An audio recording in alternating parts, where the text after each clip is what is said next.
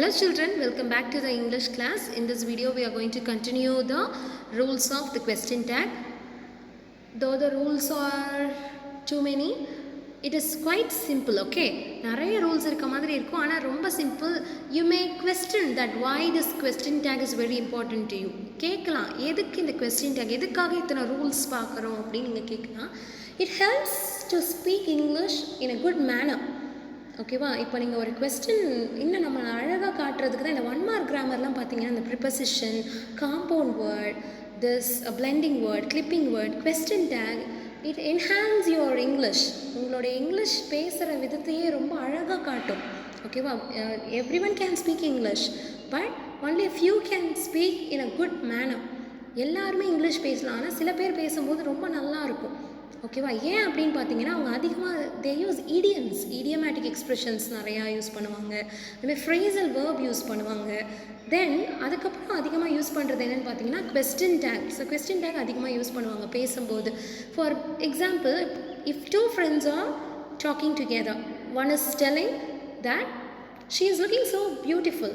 So 2 பேர் பேசிகிட்டு இருக்காங்க, அந்த ஒரு பொண்ணு என்ன சொல்கிறான்னா அந்த பொண்ணு ரொம்ப அழகாக இருக்கால்ல அப்படின்னு கேட்கும்போது நீ பதிலுக்கு எஸ் ஷீ இஸ் பியூட்டிஃபுல்னு சொல்லணும்னு அவசியம் இல்லை. நீ என்ன சொல்லலாம்? இஸ்ன்ட் ஷீ, அப்படியா அழகாவாக இருக்கா அப்படின்னு கேட்குற மாதிரியும் கேட்கலாம். இந்த கொஸ்டின் டேக் வந்து ரொம்ப யூஸ்ஃபுல்லாக இருக்கும் உங்களுக்கு. while you are speaking English, it is very helpful to speak with others, and also it helps you to use it in a ridiculous manner. யாரையாவது வந்து நீங்கள் காமிக்கலாக பேசணும், காமெடி பண்ணணும் அப்படின்னு நினச்சா கூட இந்த கொஸ்டின் டேகை யூஸ் பண்ணி நீங்கள் கேட்கலாம்.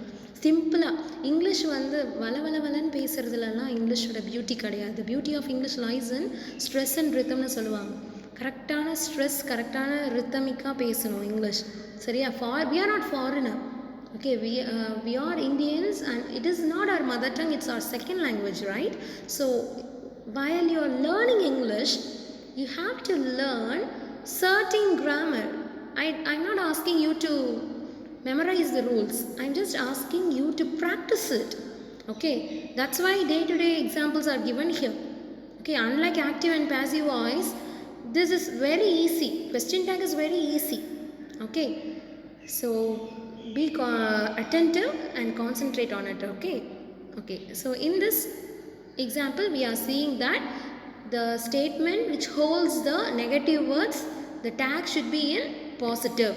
Statement நெகட்டிவாக இருந்துச்சுன்னா நம்மளுடைய டேக் வந்து பாசிட்டிவாக இருக்குன்னு பார்த்தோம் இல்லையா? அதில் நம்ம நாட் அல்லது நோ தான் நெகட்டிவ் வேர்டுன்னு நினச்சிட்ருக்கோம். ஆனால் இதில் நான் லிஸ்ட் அவுட் பண்ணியிருக்க மாதிரி neither, no, little, few, hardly, rarely, seldom, இந்த வேர்ட்ஸ் எல்லாமே கூட நமக்கு நெகட்டிவான வேர்ட்ஸ் தான். ஸோ இதில் இதுக்கு முன்னாடி நம்ம பார்த்த 4 ரூல்ஸையும் நீங்கள் அப்ளை பண்ணி தான் எக்ஸாம்பிள் கொடுத்துருக்கேன்.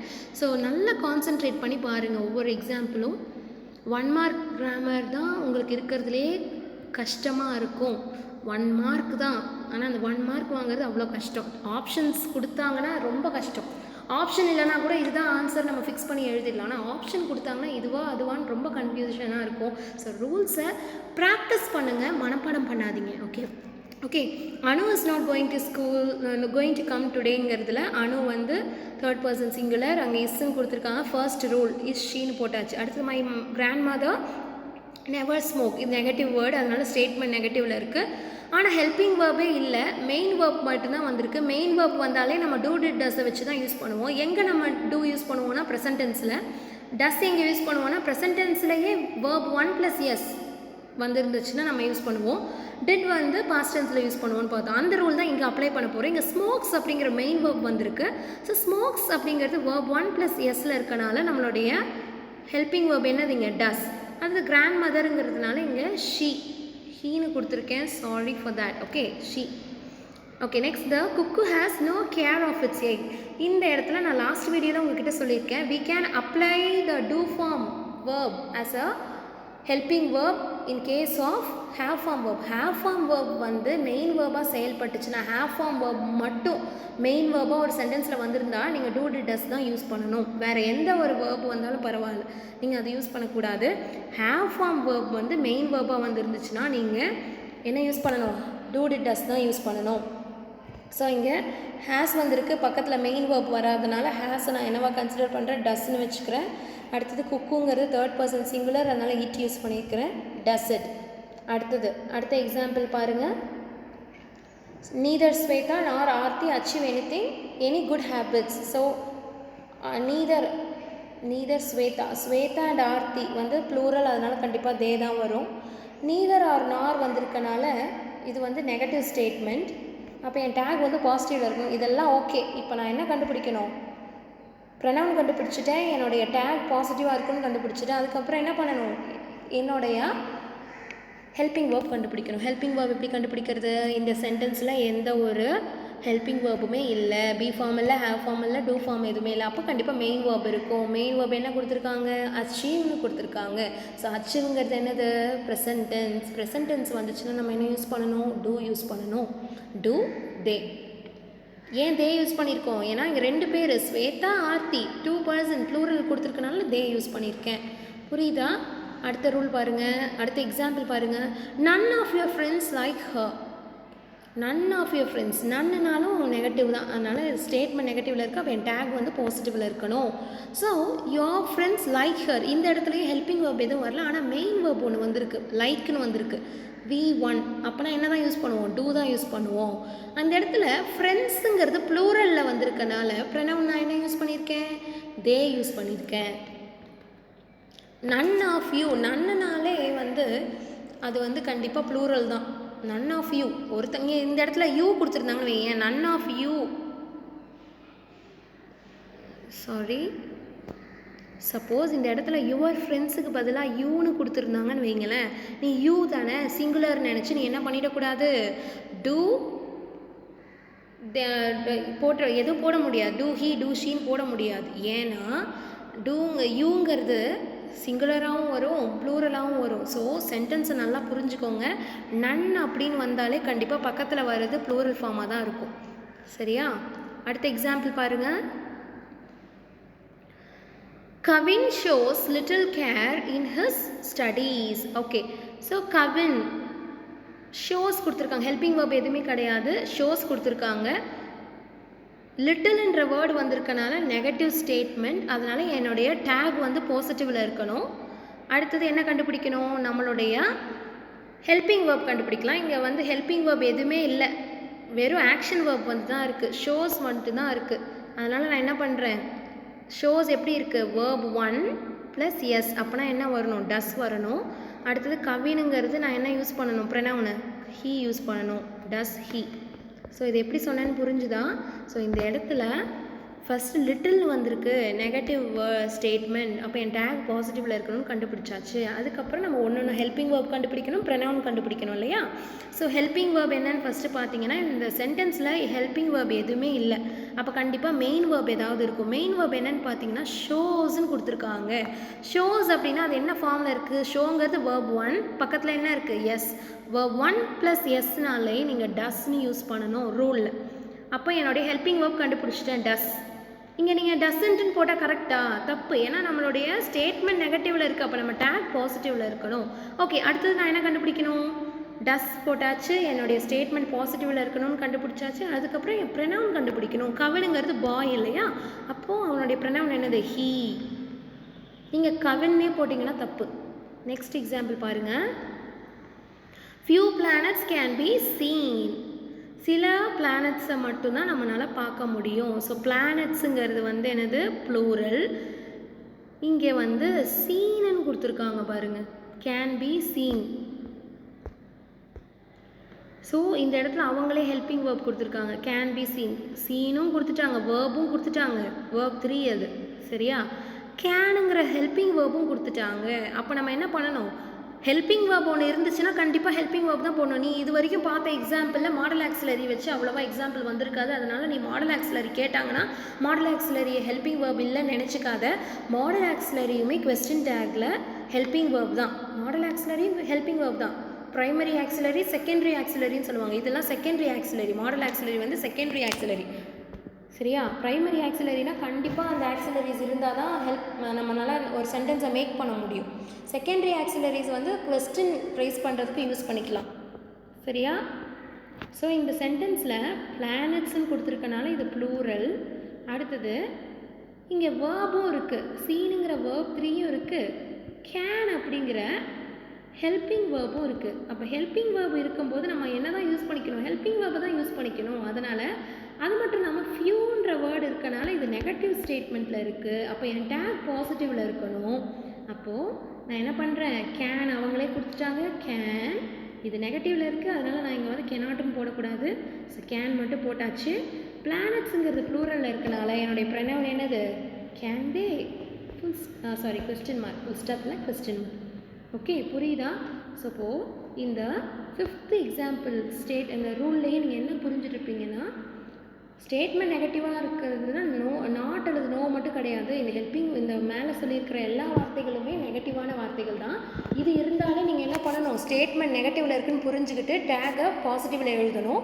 அதுக்கப்புறம் இதுக்கு முன்னாடி சொன்ன எல்லா ரூலையும் பார்க்கணும். ஒரு சென்டென்ஸில் ஹெல்பிங் வேர்ப் கொடுத்துருந்தாங்கன்னா ஹெல்பிங் வேர்பை வச்சு நீங்கள் கொஸ்டின் டேக் மேக் பண்ணலாம். அப்படி இல்லைன்னா ஒரு சென்டென்ஸில் மெயின் வேர்ப் மட்டும் கொடுத்துருக்காங்க, ஹெல்பிங் வேர்ப் இல்லை அப்படின்னா என்ன பண்ணலாம், அந்த மெயின் வேர்பை நீங்கள் டூ டிட் டஸ்ஸாக கன்சிடர் பண்ணலாம். ப்ரெசன்ட் டென்ஸாக இருந்தால் டூ, ப்ரெசன்ட் டென்ஸ்லேயே வந்து தேர்ட் பர்சன் சிங்குலராக இருந்துச்சுன்னா டஸ் யூஸ் பண்ணணும். அடுத்தது பாஸ்ட் டென்ஸாக இருந்தால் டிட் யூஸ் பண்ணணும். இந்த டூ டிட் டஸ்ஸை வந்து எப்போ யூஸ் பண்ணணும், மெயின் வேர்ப் ஆக்ஷன் வேர்ப் மட்டும் இருந்துச்சுன்னா யூஸ் பண்ணணும். ஆக்ஷன் வேர்பும் இருக்குது, பக்கத்தில் ஹெல்பிங் வேர்பும் இருந்துச்சுன்னா ஹெல்பிங் வேர்பை தான் நீங்கள் ஃபஸ்ட்டு கன்சிடர் பண்ணணும். அதுதான் ப்ரைமரி எக்ஸாம்பிளே அதுதான். சரியா, பேசிக் எக்ஸாம்பிளே வந்து நான் உங்களுக்கு அதான் கொடுத்துருப்பேன், ஃபர்ஸ்ட் ரூலே. சரியா, அதெல்லாம் இல்லாத பட்சத்தில் தான் நம்ம என்ன பண்ணணும், வேறு என்ன பண்ணுறதுன்னு பார்க்கணும். அதே மாதிரி இந்த ஹேவ் ஃபார்ம் வேர்புக்கு வந்து ஒரு எக்ஸாம்பிள், ஒரு விஷயம், ஒரு ரூல் கொடுத்துருந்தாங்க. ஹேவ் ஃபார்ம் வேர்பும் இருக்குது, பக்கத்தில் ஹெல்பிங் வேர்ப் மெயின் வேர்பும் இருந்துச்சுன்னா நீங்கள் ஹேவ் ஃபார்ம் வேர்பை அப்படியே யூஸ் பண்ணிக்கலாம். சரியா, ஆனால் ஒரு சென்டென்ஸில் ஹேவ், ஹேஸ், ஹேட் மட்டும்தான் இருக்குது, பக்கத்தில் மெயின் வேர்ப் எதுவுமே இல்லைன்றப்போ அதை நீங்கள் மெயின் வேர்பாக கன்சிடர் பண்ணிக்கணும். சரியா, எப்போவுமே ஒரு சென்டென்ஸில் அதுவும் ஹேவ் ஃபார்ம் வேர்பில் மட்டும் ஹேவ், ஹேஸ், ஹேட் மட்டும்தான் அந்த சென்டென்ஸில் இருக்குது, பக்கத்தில் எந்த ஒரு ஆக்ஷன் வேர்டுமே இல்லைன்றப்போ அந்த ஹேவ், ஹேஸ், ஹேடே நீங்கள் ப்ரெசன்ட் டென்ஸ் அண்ட் பாஸ்ட் டென்ஸை கன்சிடர் பண்ணிக்கிட்டு டூ டிட் டஸ்ஸை யூஸ் பண்ணி எழுதணும். ஸோ இது வரைக்கும் நடத்தின ரூல்ஸை ஒரு தடவை எழுதுறதோட விட்டுறாதீங்க, திருப்பி திருப்பி நீங்கள் ரீகால் பண்ணி பாருங்கள், அப்போ தான் உங்களுக்கு யூஸ்ஃபுல்லாக இருக்கும். இப்போ இதுலேயே வந்து நம்ம இன்னும் சில நெகட்டிவான வேர்ட்ஸ் இருக்குது, அதுதான் அடுத்த ரூலாக கொடுத்துருக்கேன். So negative words takes positive tag, முன்னாடியே சொன்ன மாதிரி தான், rarely, hardly, never and barely, seldom. So இந்த வேர்டெல்லாம் வந்து இப்போ நம்ம எக்ஸாம்பிளில் வச்சு பார்க்க போகிறோம். He hardly ever speaks. So ஹார்ட்லின்னு வந்திருக்கு, அதனால் ஸ்டேட்மெண்ட் நெகட்டிவில் இருக்குது. ப்ரொனவுன் அவங்களே கொடுத்துட்டாங்க ஹீ, அதனால் கவலை கிடையாது. ஆனால் இந்த இடத்துல ஹெல்பிங் வேர்ப் எதுவுமே இல்லை, ஆக்ஷன் வேர்ப் தான் கொடுத்துருக்காங்க. ஆக்ஷன் வேர்ப்னாலே டூ டிட் டஸ் தான் நம்ம மனசில் வரணும். ஆனால் எங்கே டூ, எங்கே டிட், எங்கே டஸ் யூஸ் பண்ணணும். ஸோ இங்கே வேர்ப் 1ல் இருக்குது, வேர்ப் 1 + எஸ்ன்ற இருக்கனால நீங்கள் என்ன யூஸ் பண்ணணும், டஸ் யூஸ் பண்ணணும். ஹெல்பிங் வேர்ப் அவங்களே ப்ரொனவுன் அவங்களே கொடுத்துருக்காங்க ஹீ, டஸ் ஹீ.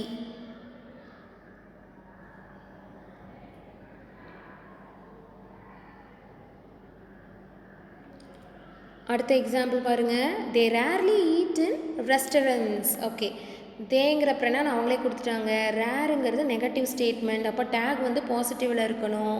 அடுத்தது ஈட் அப்படின்னு கொடுத்துருக்காங்க, அது என்ன tense, present tense, verb 1. Verb 1ல் ப்ரெசன்ட் டென்ஸ், பக்கத்தில் எஸ் இருந்தால் தான் நீங்கள் டஸ் யூஸ் பண்ணணும், எஸ் இல்லை, அதனால் என்ன பண்ணணும், டூ. தே ஒரு சென்டென்ஸில் ஹெல்பிங் வேர்ப் இல்லை, ஆக்ஷன் வேர்ப் தான் இருக்குன்னா அந்த ஆக்ஷன் வேர்புக்கு நீங்கள் டூ டிட் டஸ்ஸை வச்சு போடணும். அதில் ப்ரெசன்ட் டென்ஸ்னால் டூ அண்ட் டஸ் வரும், பாஸ்ட் டென்ஸ்னால் டிட் வரும்.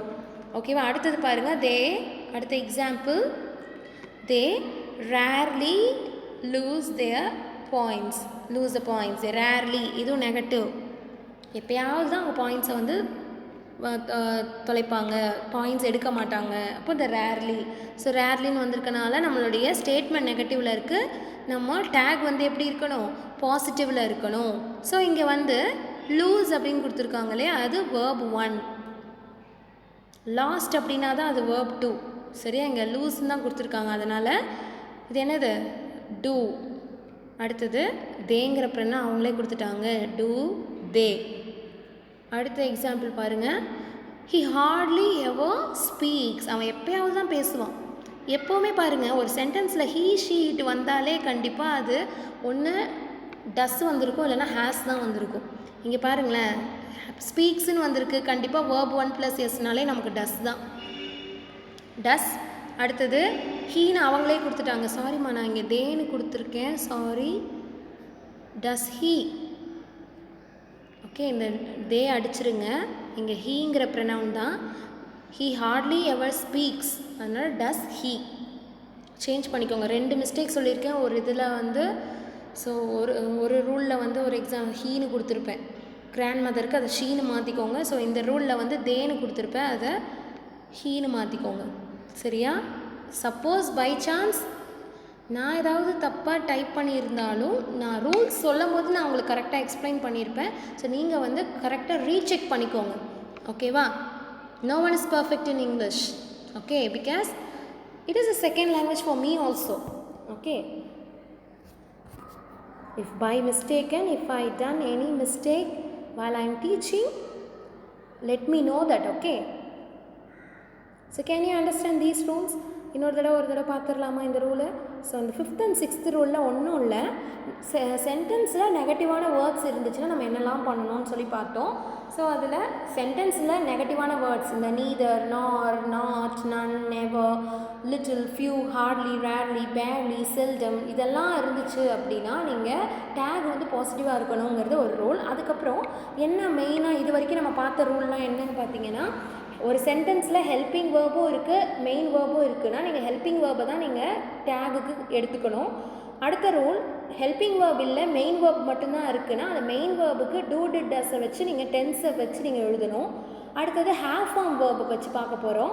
ஒரு சென்டென்ஸில் ஹேவ் ஃபார்ம் வேர்பும் இருக்குது, மெயின் வேர்பும் இருக்குன்னா அந்த ஹேவ் ஃபார்ம் வேர்பை தான் நீங்கள் வந்து என்னவா வச்சுக்கணும், ஹெல்பிங் வேர்ப் தானே அதுவும், அதனால் அதை வந்து நீங்கள் டேகுக்கு யூஸ் பண்ணிக்கணும்.